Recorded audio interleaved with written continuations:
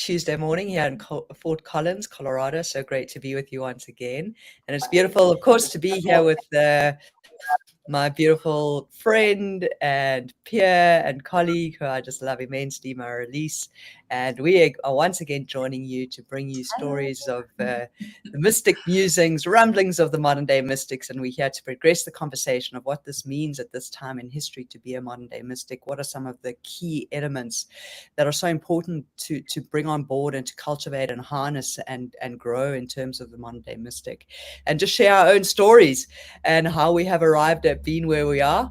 And so we are absolutely delighted once again to be here with you. We love your support. We love that you join us. We love that you are a modern day mystic here to do big things, great things, and shift the planet into a new era. We completely support you and send you so much love. And I'm so excited for the conversation today, as always. And we are going to be focusing today on a conversation around what is in your closet. And then we're going to build on what does it mean to take certain things out of your closet and create from a place of a clean closet. But I'm just going to give that little teaser. I'm going to hand over to Mara-Lise, who is going to take us through the journey of what's in your closet. Amazing to be here. Thank you, Sean. Share all the love, all those things you said, right back at you. Love spending this time with you and learning from you and learning with you and growing with you. I think that's the whole reason why we came together, because we recognized that we wanted to all step forward and come together and bring all the mystics of the world together so that we can really start collaborating and step out and step forward. So what is in the closet of your brain? So this is the theme for today, and it's really about, recognizing that, when we're born, we are born basically naked, right? And over the course of many, many years, we get clothes. The clothes are bought for us. Very rarely do we decide what we want to wear. I remember my mum buying me a corduroy dungaree when I was very, very young. And I actually physically ripped it off my body because I hated it so much. But so over the course of many, many years, we built up a big, big, big old closet. And, we wanted to sort of use that analogy as the closet of our brain, and so all the beliefs and all the experiences we have throughout our, childhood and into adulthood, they become clogged. The cupboard becomes clogged. If we don't clean out the cupboards, it can become really clogged, different sizes, we get bigger, we get smaller. So it's all that sort of like, how do we actually keep our closets really tidy? And how do we actually really ensure that, if we use it as the brain, and the brain analogy is that we don't have this closet that's kind of grounded in the past and then sort of full of old-fashioned clothes. We want to actually really introduce the new fashions, the new clothes, the colors, really whatever your heart desires. But it means that you've got to throw out the old. You've got to invite in the new, right? So this is sort of like the way that I'm thinking about it today. And I know, Sean, you also talk about, what's in the closet of the brain. And of course, it's about that opportunity for us to really say, take stock and recognizing, what is going on, what are the beliefs, what are the thought systems, that you have adopted, that you've actually dressed up with, what are you still carrying? What are those clothes that you're carrying that perhaps are heavy, that are warm, that are, so old-fashioned, that you could probably wait 10 to 20 years and you can, it will come back into fashion, it's that sort of thing. Like sometimes if you wear clothes for long enough, it comes back into fashion, but it takes a long, long, long time, right? So not really that relevant for this conversation, but it's really about, how can we move forwards with a brand new, fresh cupboard of clothes, and how can we really, really look into the future with what it is that we truly desire, seeing that version of you in the colors that you want, in the shapes that you want, in the designs that you want. Okay, it's going to mean that we've got to leave the behind. We're going to have to throw out some of the old pieces. Okay, so with that setup, I know Sean wants to share with us a little bit more about this. I love that analogy, and the idea of I just remember it's similar to you as a kid. And as we go into sort of really, what are we still wearing and what are we really creating from and what are we manifesting in our lives, and the idea of what are we here to do and what are the messages that we're here to do. I remember as a kid as well, it's like, we were given clothes as a kid. We were given by our aunts and uncles or moms or dads, whatever. Even as you were born, like you were given gifts of clothes and those got put in a closet. So someone else decided for you what went into your closet. So like Marilee says, it's like the closet of your brain, the closet of your mind. If you think around, all those thoughts and things that you were given that you took on, because we weren't at an age then to be able to take on the thoughts and ideas that were our own, that were the expression of our own. But like Marilee said, she tore off some garments. I remember my mom bought me a little pink, it almost looked like, the old lampshades, one of these little pink skirts. And it really looked like a lampshade skirt, and I was not a skirt person. And I looked at this thing that Mom bought me, and she bought it with such delight. And I looked at this thing with absolute horror on my face. And I was like super little, and that thing went somewhere deep in my closet to like hidden in the corner somewhere. I was not wearing the lampshade pink skirt. But needless to say, you can imagine it's like, oh, that's not going to happen. Needless to say, we end up taking on all these thoughts and beliefs and that kind of stuff. So we're inviting you in today to really say, from what place are you creating? Are you still creating from the place of what's in your closet? Things that don't fit you, things that don't look good on you, and if you think about it, the idea Marilee is absolutely right. I love the analogy for today, because so often when we're going into our closets every morning, we've bought it from the past. We bought clothes from the past. When last did you go and have a good shop and buy relevant clothes that are now reflective of your soul, reflective of the expression of your soul? But typically every day we're choosing clothes from the past. Well, typically what we're doing every single day is choosing thoughts from the past. The same thoughts, because we've got 60,000 thoughts. We simply cannot remember all those thoughts all the time. So our brain just wants to go on the path of least resistance. So it picks the same thought. And so then it plays out that thought, and then we're getting more of the same, right? If we are creators, and then we're associating that with the energy, the emotional body, which we spoke around last week. And so we're simply just picking off the rack, because we don't feel like going into the shops. We don't feel like going to buy new clothes. We don't feel like shifting and changing the clothes. We don't have the energy. Our days are so full, so busy, etc. So it's a great analogy to say, well, actually, if you're going to keep picking the same clothes off the rack of what's in your closet, you can expect the same result. You can expect to feel the same in your clothes. I recently went for a good old shop as I cleaned out my closet, and obviously moving to the States, there was a massive clean out. And so this is really the idea then of what are you creating from? Because remember as well, when you open the doors to your closet, whatever is on the rails of your closet and whatever you see hanging up there, or you're opening the drawers, is what's available to you. And that's very much the concept of, and again, I think we spoke about it last week, matter, the 3D reality, and our reality is only with 0.01% of what we can see. So when you open that closet door, when you pull out whatever the drawer of your socks or whatever, your underwear or your nightgowns, whatever, that is the reality that you see. That's the clothes on your rack that you can see, and you think that is the reality, and that's what's possible for you. And what we're inviting into the conversation today is to say, hang on a second, what about if there was like a whole lot of other closets that I can go into that create a whole new set of possibilities that I'm not seeing? Because the truth of it is, space comprises of the 99% of what we don't see, and this is scientifically proven. Space contains all the possibilities and potentials that we don't yet see. But because we're just looking at it from a certain lens and from a certain closet, that is all we see. So we're going to have a little bit of a conversation of like, what does it mean to actually start taking off or clearing out the closet. The other analogy, which I'm going to go into shortly, is putting on a different set of lenses to explain what happens when you're creating from the same closet view or from the same lenses that you currently have in your life.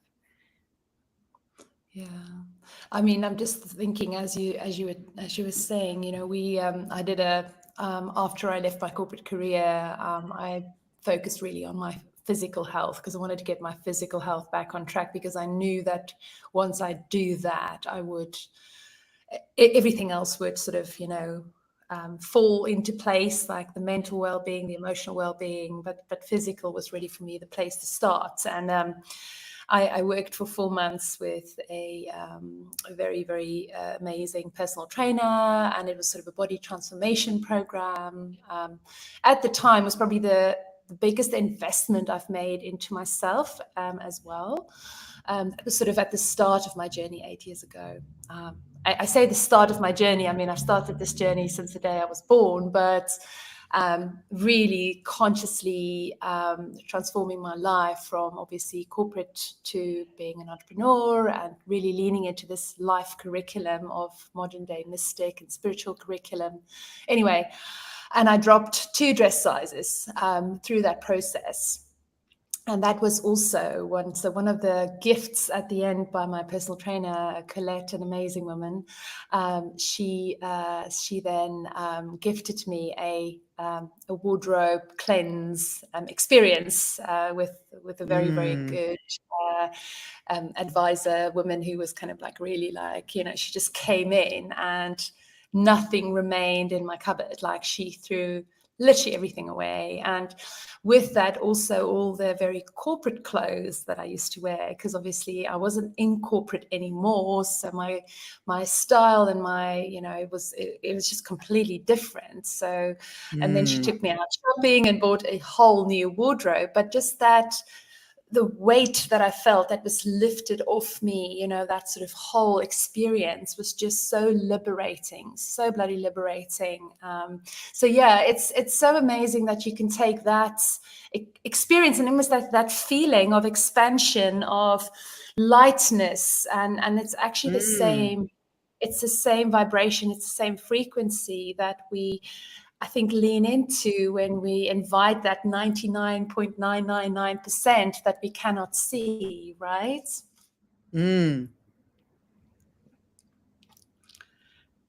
So yeah, so I just wanted to sort of like just almost like the vibrational energy of letting go of, you know, all those heavy pieces of clothes, because also those clothes came with reminders of, you know, my bullying experience, because, you know, I was kind of for the last few years of my corporate career, the clothes I wore every day were clothes that I associated with that horrible time in my life, you know, when I was like walking over the bridge in London, you know, like walking over London Bridge and really getting an anxiety attack because I'm about to walk into the office. I'm about to walk past the bully's office. And I didn't appreciate how much that clothes also carried that experience energetically.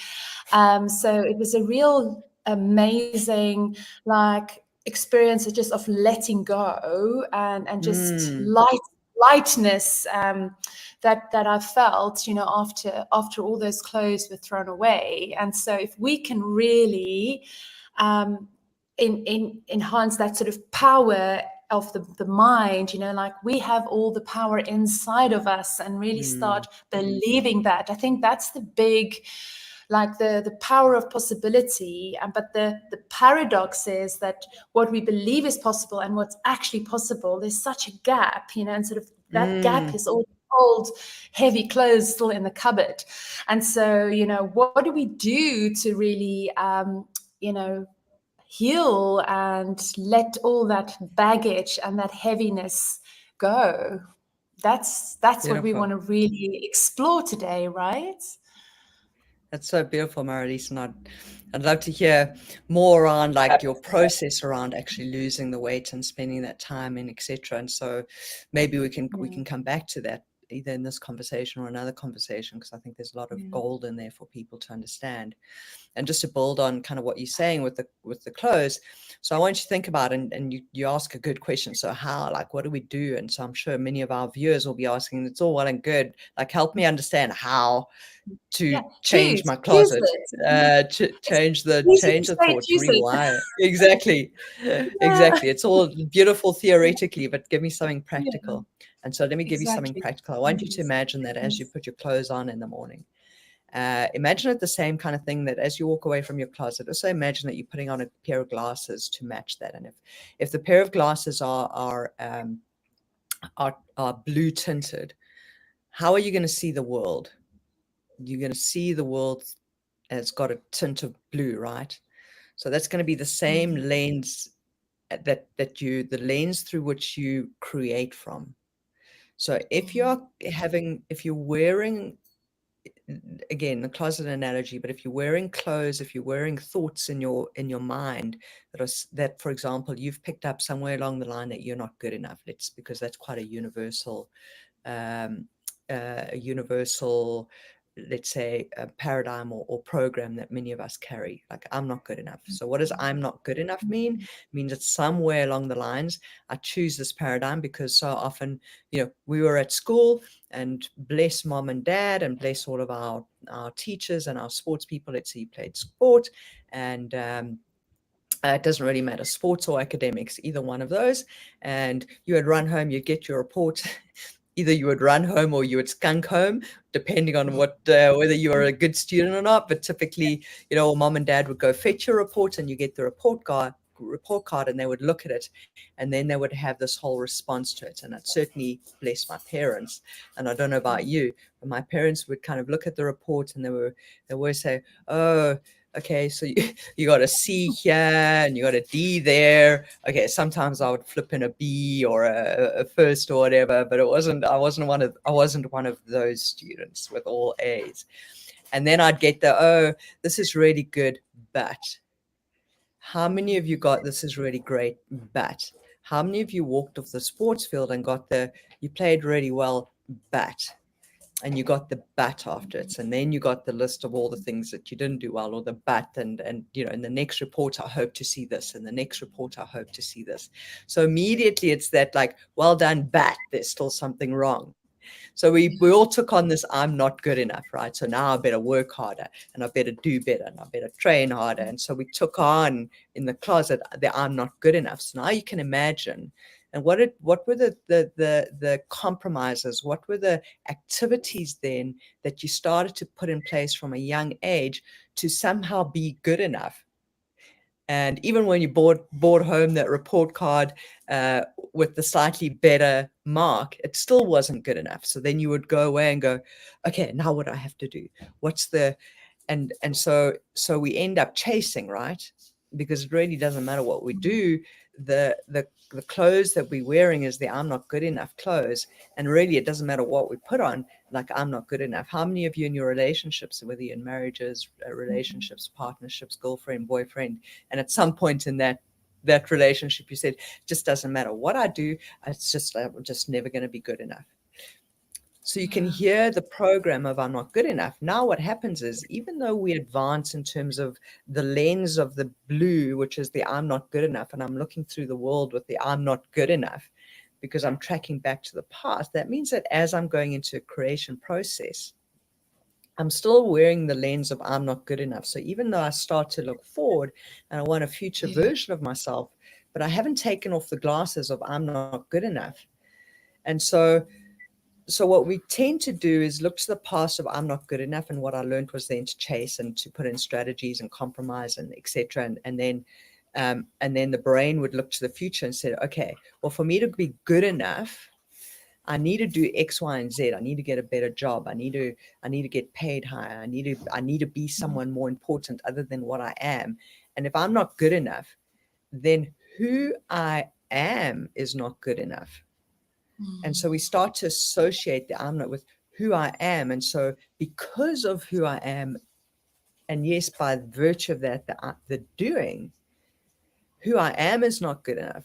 So let me be something else, someone else, to try and be good enough. And so we start to then earmark and shoot for, how many of you studied, for example, something that you really didn't want to study? You didn't actually want to study it, but because it didn't fit into the I'm not good enough, you studied something to try and be good enough so that you can still get the somehow, oh, look what I'm studying, or look who I am, or look what the career I'm doing, and hopefully now I'm good enough. And no, you're still not good enough.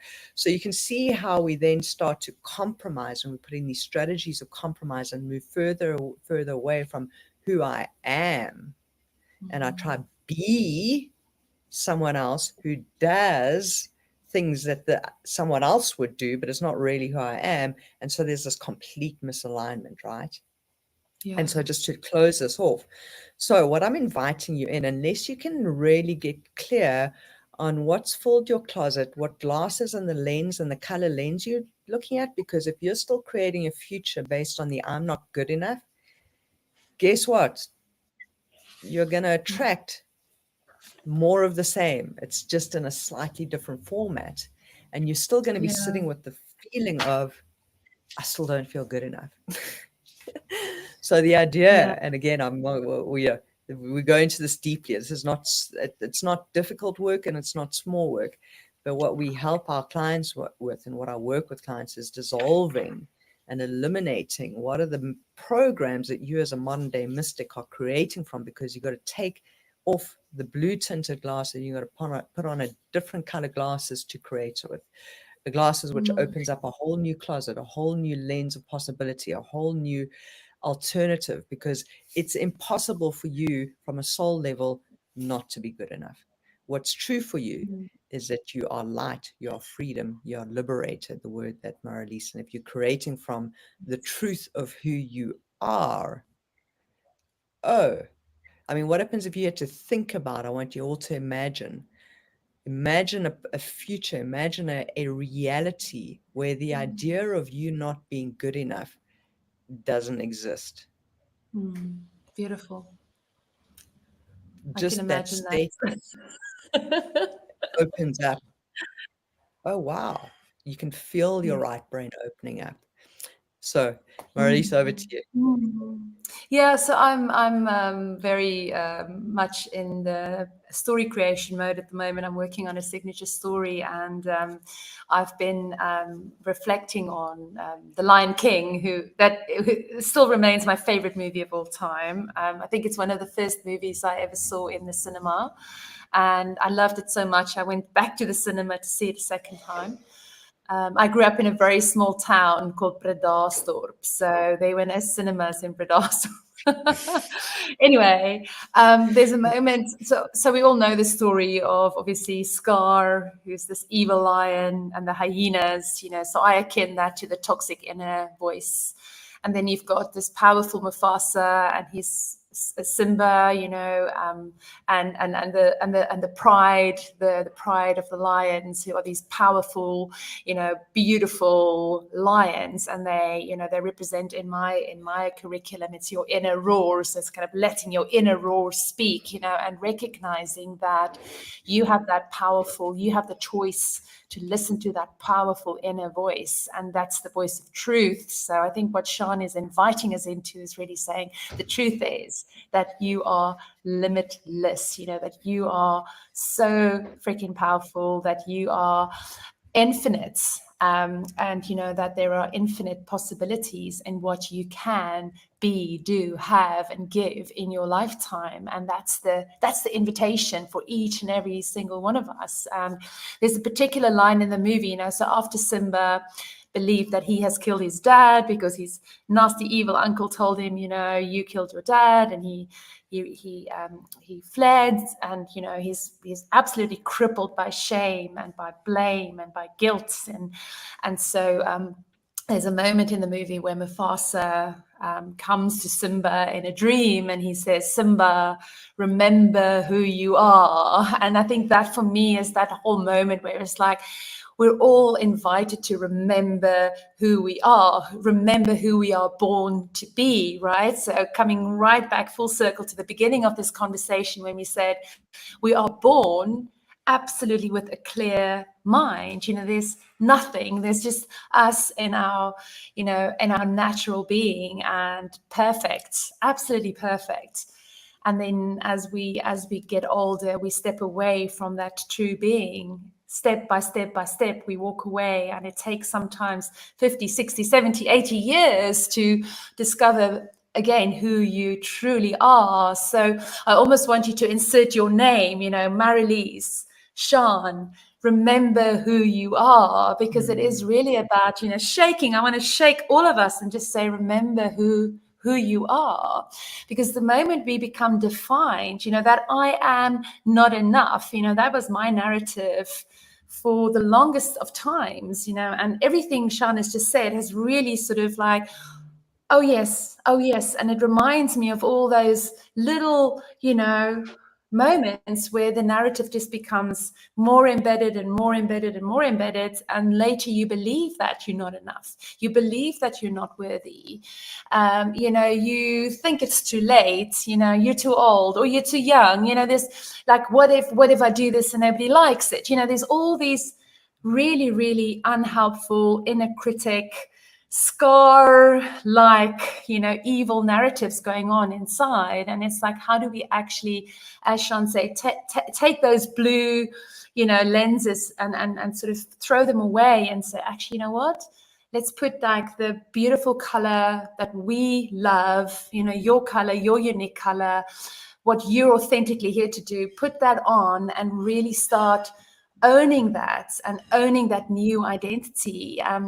You have to remember who you are, though. That's the important thing. And both Sean and I have opportunities to remind us every day, and to believe and to re-believe that. I say re-believe, I don't even know if that's a word, but believe that again and over again. So yeah, so beautiful, Sean. I love the way that you sort of bring it to life with the lens. I mean, it's not rocket science. We're not saying anything new that anybody's not heard before, but it's that sort of like, it makes it really just like, this is the curriculum that we're leaning into, and really understanding it from different perspectives really just lands it in such a beautiful way. Well, certainly for me, on a very deep personal level. So thank you for that. Yeah, absolutely. Yeah, I think just useful for the listeners just to start exploring. This is daily work for me.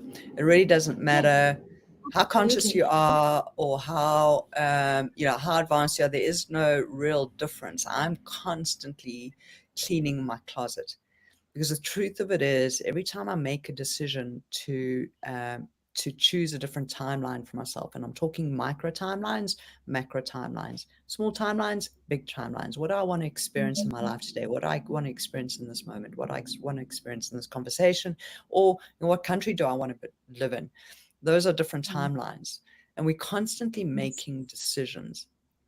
And I've got a 6-step process that I take my clients through, and this is step 2. But the moment you decide about something, the moment you decide you don't want this item in your closet, or you don't want this pair of lenses, I want this pair of lenses, because I'm choosing now for myself to remember who I am. The moment you take those glasses off and you put another pair of glasses on is the moment that the universe starts to conspire with you, and you now start to create a different reality. But in that process, we mentioned it last week, there's a becoming. So you start this process of evolution and initiation.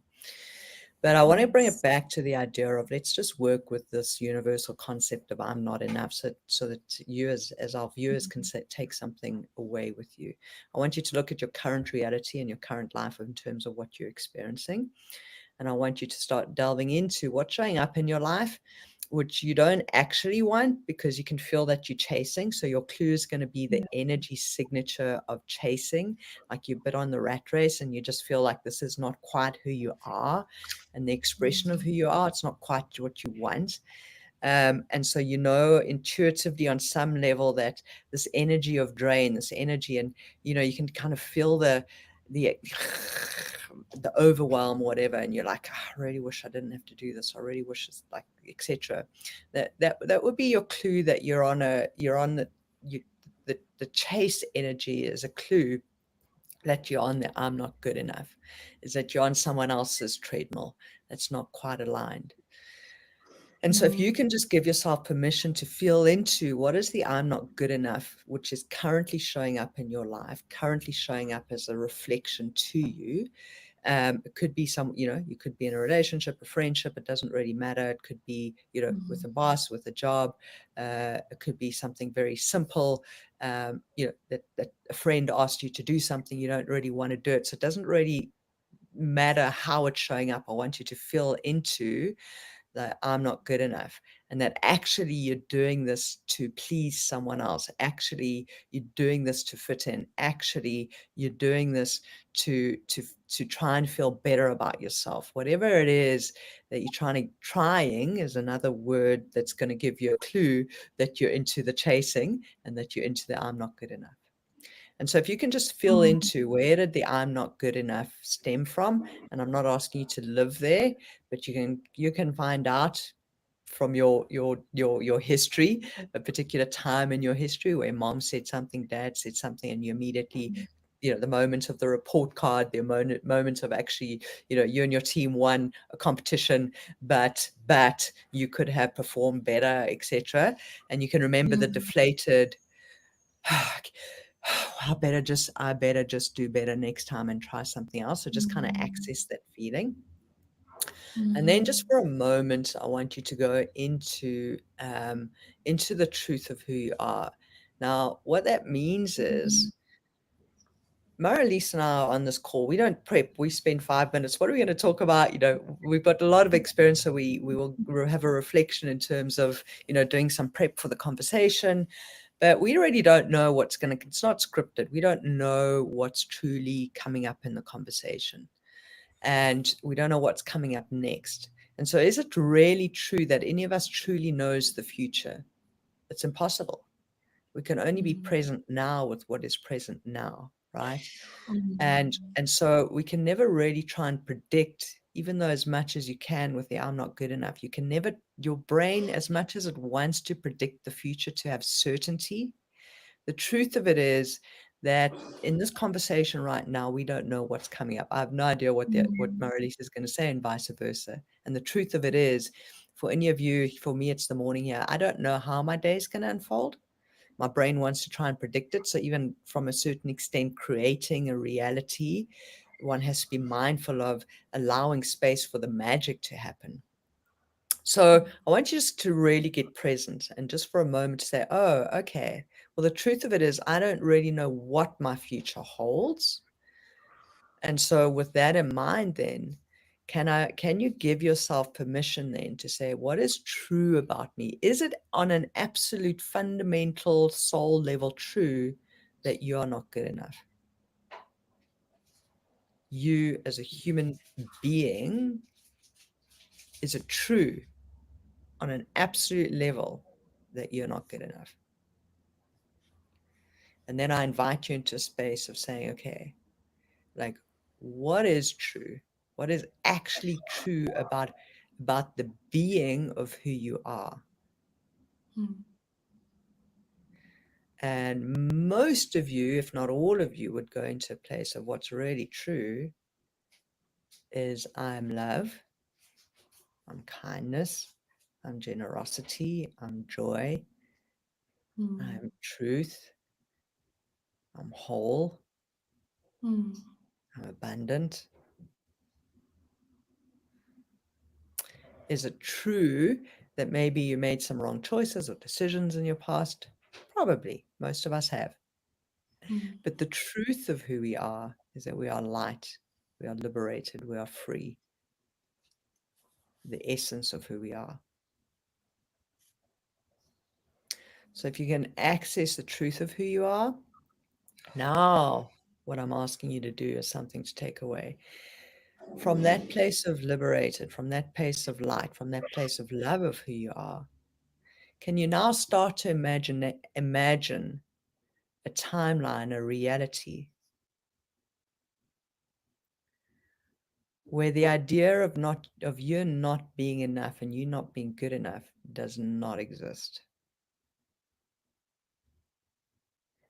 And use your imagination to start imagining a reality where you can fill your closet with all the things that you would love to fill it with, from a place of you being light, you are liberated, you are free, you are more than enough. And then from that place, what would you be creating in this reality where it was impossible for you to not be good enough? So beautiful. I want to say amen. Amen on a Tuesday. Yeah, you can just feel everything just kind of expands, and it's like, oh, what a relief. Yeah. So beautiful. Oh, And what a you really relief. took me in there for a moment, and that was really beautiful. Thank you, Sean. Allow space for the magic to happen. Allow space for the magic to happen. That really, I think for me, is what I'm being invited to do more, because I think you're right. We so try and control the narrative and try and predict every day. And what if it's just about making space for the magic, for the miracles to happen? We are So magicians, Marlies. It's so true. And so, in this whole creating manifestation journey, it's really just exactly this, is to just imagine these possibilities, imagine what you want in the closet, and start to pull into the clothes that you want in your closet. In fact, do you want an open closet? Do you want one that's traditional? And I don't know, just even imagine the closet. Do you want a walk-in closet? Really doesn't matter. And then what do you want to fill it with? But the idea of like, well, other than that, you got to leave it alone, because you've got to allow, you can't predict how it's going to happen. And so we still get trapped into, oh, but now I've got to go and make it X, Y, and Z. No, that's not your job. The magic that we allow in is allowing the divine. And I'm talking about the word allow. And that's why step 2 on my process is, once you decide, you open the door to allowing. And can you just get out of the way and allow the divine to play its part in bringing in magic? And we really struggle with allowing, so we can go into days of conversation around that. In fact, I think we must do a VIP day at some point, and do a manifestation masterclass where we delve a little bit more into these topics and give people a bit of a taste of it. But for today, let's just leave it with the idea of imagination. Get out of the way of what you're going to do to make it happen. Leave space and place for the magic, which is the unseen, which is the divine, to play its part. Yes.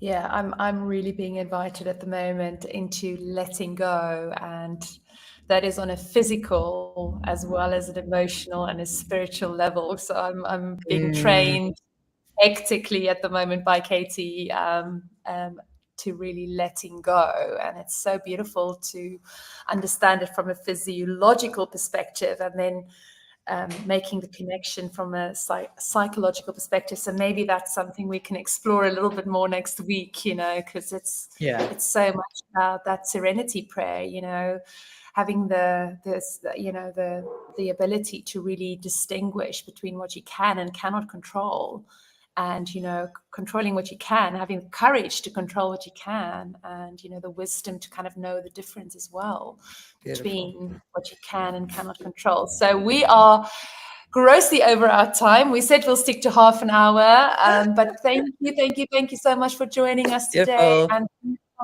conversation. Thank you, Sean, for your wisdom, and I love how we carry each other. It's just beautiful, and I love how these unfold. As you say, we prep, but we don't prep.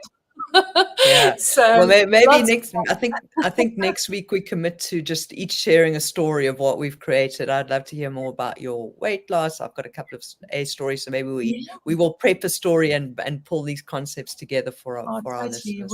I would love to make it practical. Do that. Alrighty, so beautiful to chat. Lots of love. Thank you for joining, everyone. Take care. Yeah. Bye. Bye.